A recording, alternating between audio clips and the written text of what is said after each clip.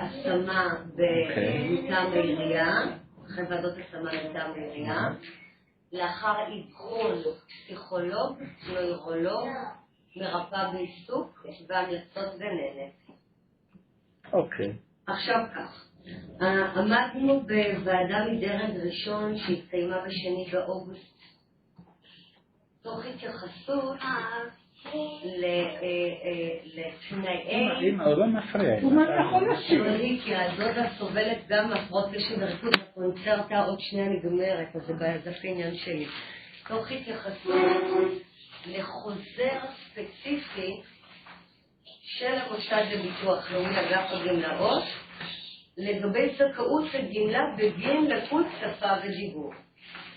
בחוזר הספציפי הזה יש תנאים שחלקם מאומצים ובאו לידי ביטוי ולהם צריך להתייחס לאחר פסיקת בית הדין הארצי לעבודה. כמובן צורפו מלוא האבחונים, וכמובן שיהודה אובחן כסובל מלקות והחמרה בהתפתחות השפתית שלו וחריגה ניכרת מנורמה לבני גילו. אותה זכאות ניתנת רטרואקטיבית מגיל 3 עד גיל 7. ניכרת מגיל 3 עד גיל 7.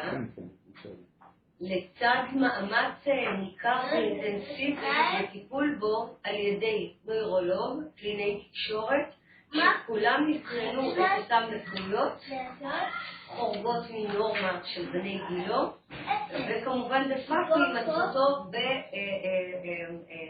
בגן חינוכי להתמודדות או לחדת העצבה ללקויות הללו. לצד הגן שפתי גם יש לו 2 סייעות חיצוניות שמטיבות עמו, ושלל אבחונים שצורפו גם לדרג ראשון וגם לערר, מגלים ומראים את החריגה, את הקושי ואת היעדר הטבה. זה הילה אחת, דיברנו על הנושא של השפה. טוב, מה עוד? אותו חוזר מדבר להתעלם משלל הבעיות האחרות שגם קיימות, אבל אותו חוזר נותן את אותה זכאות לעניין חריגה בהתפתחות השפתית תואמת גילו שקיים. שליפת מילים, חיבור משפטים. אוקיי, כן.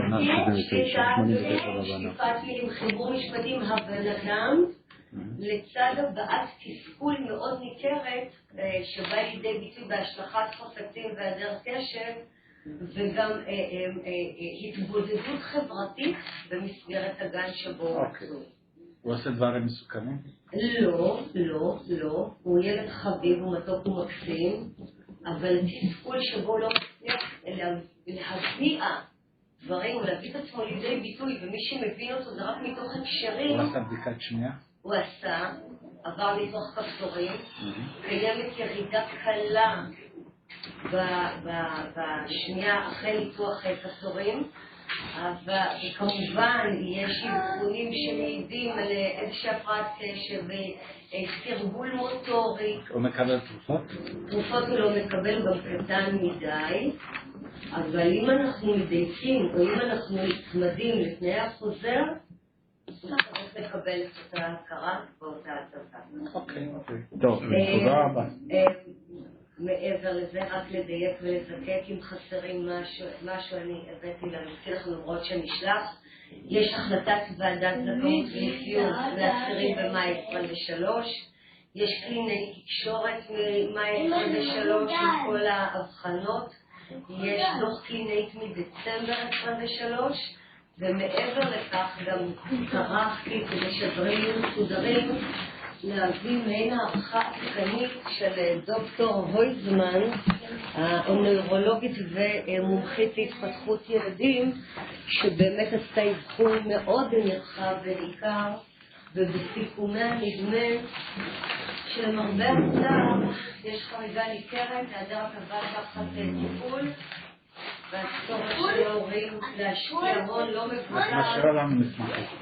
סליחה? משאירה לנו. בוודאי. אוקיי, תודה רבה. לא, יש פה הכל, אנחנו נעבור על המסמך. אוקיי, בסדר.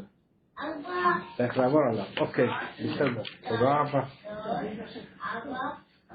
זהו. תודה, אנחנו שומעים אותו, שמענו אותו. אלא אם כן, לאמא יש מה להגיד, בבקשה, אם לא.